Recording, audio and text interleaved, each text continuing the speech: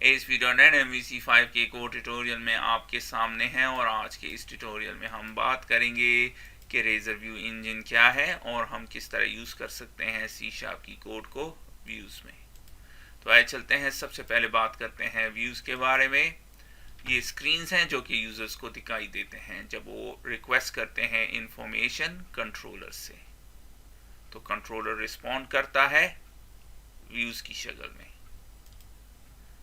और ये व्यूज़ बनते हैं HTML और C# की कोड से। और रेजर इंजन हेल्प करता है व्यूज़ की ताकि हम मिक्स कर सकें HTML और C# के कोड को। तो रेजर व्यू इंजन क्या है? ये हेल्प करता है व्यूज़ की कि वो मिक्स करें HTML और C# का कोड। और जिन व्यूज़ में हम रेजर टेक्नोलॉजी या इंजन को यूज़ करते हैं उनकी एक्सटेंशन क्या है? .cs HTML। इसीलिए आप इसमें C# और HTML का कोड मिक्स कर सकते हैं। इस ट्यूटोरियल के दौरान हम बात करेंगे कि हम किस तरह यूज़ कर सकते हैं C# का कोड व्यू में, और फिर बात करेंगे कि हम किस तरह यूज़ कर सकते हैं C# की इनलाइन एक्सप्रेशन को, वेरिएबल्स को और मल्टीपल स्टेटमेंट कोड ब्लॉक को व्यू में। इसके अलावा हम बात करेंगे कि हम किस तरह यूज़ कर सकते हैं C# की इफ एल्स कंडीशन को, फॉर लूप को और फॉर ईच लूप को व्यू में। तो आइए स्टार्ट करते हैं विजुअल स्टूडियो को और इन कॉन्सेप्ट्स को सीखने की कोशिश करते हैं। सबसे पहले हम क्रिएट करेंगे न्यू प्रोजेक्ट, तो फाइल मेन्यू पे न्यू और आखिर में प्रोजेक्ट।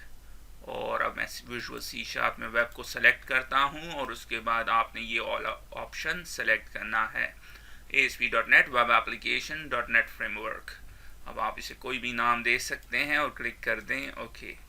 तो आपके सामने ये स्क्रीन होगी।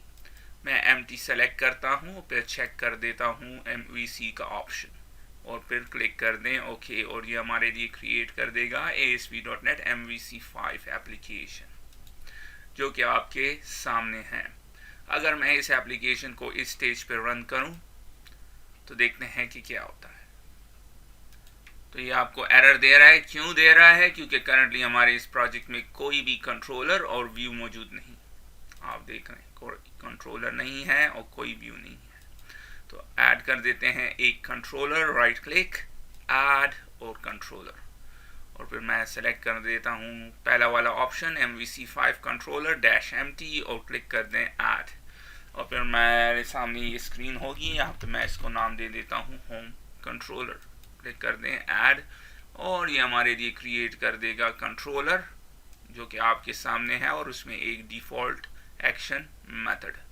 अब मैं इस एक्शन मेथड के लिए व्यू को जनरेट करता हूँ, राइट क्लिक कर दें और फिर ऐड व्यू।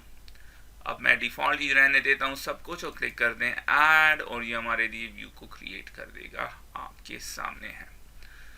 अब मैं इसको रन कर देता हूँ क्योंकि अब हमारे पास कंट्रोलर भी मौजूद है और व्यू भी मौजूद है। तो रन कर देते हैं और देखते हैं कि क्या होता है। और आप देख रहे हैं ये करेक्टली काम कर रहा है। अब हम क्या करेंगे? यूज़ करेंगे रेजर सिंटेक्स को अपने इस व्यू में। किस तरह? स्टार्ट करते हैं इनलाइन एक्सप्रेशन से।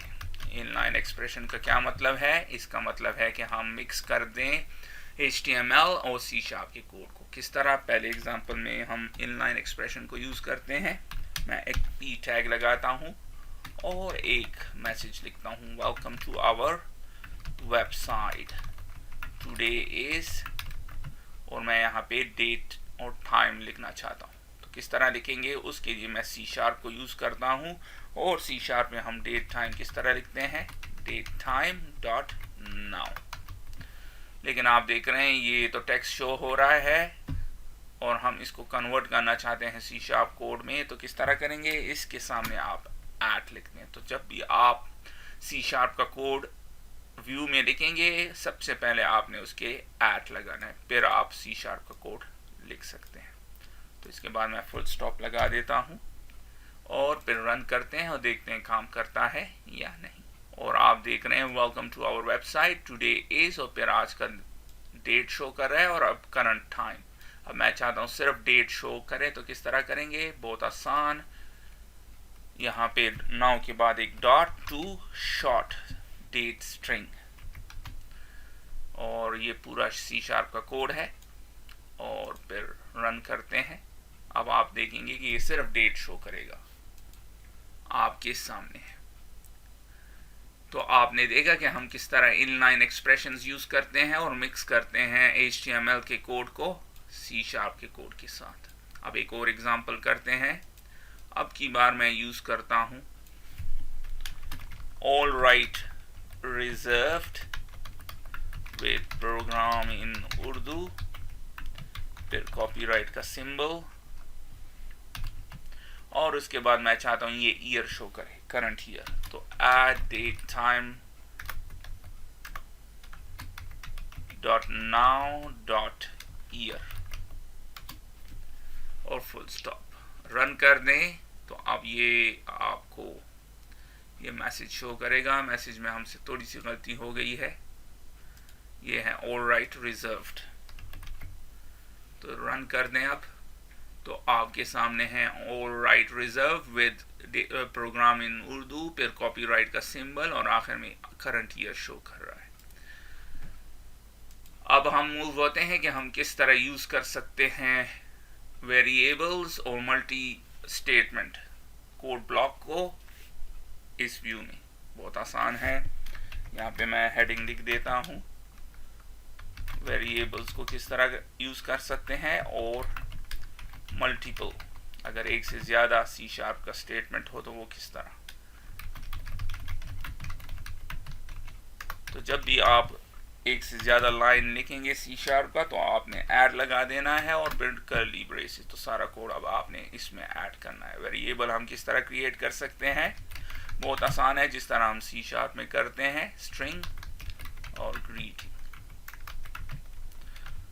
और वेलकम टू आवर वेबसाइट, फिर सेमीकोलन।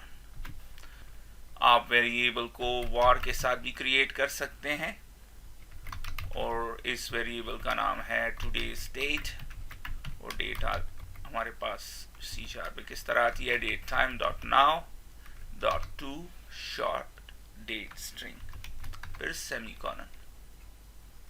तो अब मैं इसको यूज करता हूं अपने HTML कोड में।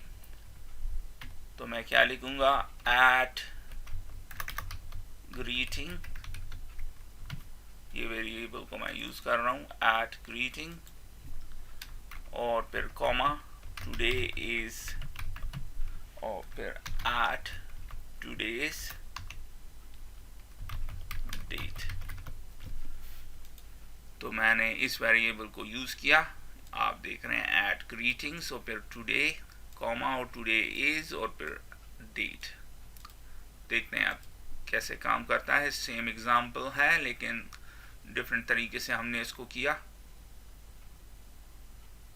और आप देख रहे हैं welcome to our website, today is, और आपके सामने डेट शो कर रहा है। अब हम मूव होते हैं कि हम किस तरह यूज कर सकते हैं इफ एल्स स्टेटमेंट को।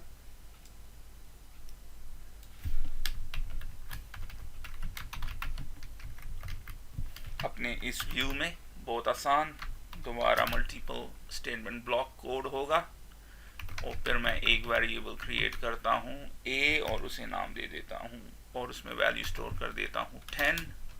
अब मैं कंडीशन लगाता हूं जिस तरह हम C# में लगाते हैं और चेक करते हैं, अगर 10 है तो फिर क्या करो, p tag you are the winner, और else उसी तरह जिस तरह हम C# में करते हैं, और फिर p tag you have lost the match। तो आप देख रहे हैं यहाँ पे ये A10 है तो फिर कंडीशन ट्रू होगी, तो ये हमें ये शो करेगा। रन कर देते हैं तो आपके सामने क्या लिखा हुआ है, यू आर द विनर। अब अगर मैं इस वैल्यू को चेंज कर दूं, और कर दें, अब कंडीशन फॉल्स हो जाएगी तो ये शो करेगा। तो रन कर दें, आपके सामने है you have lost the match.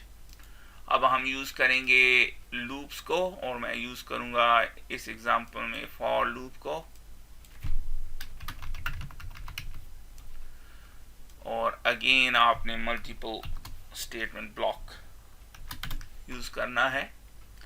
और हम क्या करेंगे, फॉर लूप, फिर एक इंटीजर को मैं क्रिएट करता हूँ, वो स्टार्ट होगा 1 से, फिर चलता जाए 10 तक और इंक्रीमेंट कर देते हैं इसको, जिस तरह हम C# में करते हैं। अब मैं चाहता हूँ ये जो वैल्यू I की है यहाँ पे प्रिंट हो, तो मैं एक p टैग लगा देता हूँ एट और फिर I, सिंपल एज दैट। अब रन करेंगे तो ये हमें प्रिंट करके देगा 1 से 10। किस तरह, थोड़ी देर में देखते हैं। और आप देख रहे हैं 1 से 10 तक इसने प्रिंट किया, जिस तरह हम इसको प्रिंट कराते हैं C# के किसी भी प्रोग्राम में। और अब जो फाइनल एग्जांपल मैं यूज करूंगा वो है फॉर ईच लूप। और अब के केस में हम क्या करेंगे, again multiple statement code block को मैं यूज करता हूं, फिर मैं एक स्ट्रिंग का एरे क्रिएट करता हूं। आप देख रहे हैं एरे किस तरह क्रिएट करते हैं हम C# में, डेटा टाइप और उसके आगे स्क्वायर ब्रैकेट लगा देते हैं। फिर मैं इसको नाम देता हूं फ्रूट्स, और अब मैं इसमें फ्रूट्स के नाम को स्टोर करता हूं इस एरे में। तो एप्पल, ऑरेंज, बनाना और आखिर में पाइनएप्पल, सेमीकोलन। अब मैं फॉर ईच लूप यूज करता हूं और इसको प्रिंट कराते हैं फॉर ईच, क्योंकि हम एरे एक लिस्ट है तो लिस्ट के साथ बेस्ट जो लूप होगा वो है फॉर ईच। फिर एक variable var s in fruits, और फिर प्रिंट क्या करो, फ्रूट्स के नाम जो कि हमने यहाँ पे स्टोर कराए हैं। तो ये वेरिएबल हम यूज करेंगे, तो कर रहे हैं तो एट और फिर एस, रन करे तो आपको प्रिंट करके दे देगा सारे फ्रूट्स के नाम आपके सामने है। तो इस ट्यूटोरियल में आपने देखा कि हम किस तरह यूज कर सकते हैं रेजर सिंटेक्स को, और रेजर का मकसद क्या है, और हम रेजर को यूज करके किस तरह मिक्स कर सकते हैं C# के कोड को HTML के कोड के साथ। तो इसके साथ ही मैं इस ट्यूटोरियल को ख़त्म करता हूँ, फिर मिलते हैं किसी और ट्यूटोरियल में, तब तक के लिए खुदा हाफिज़।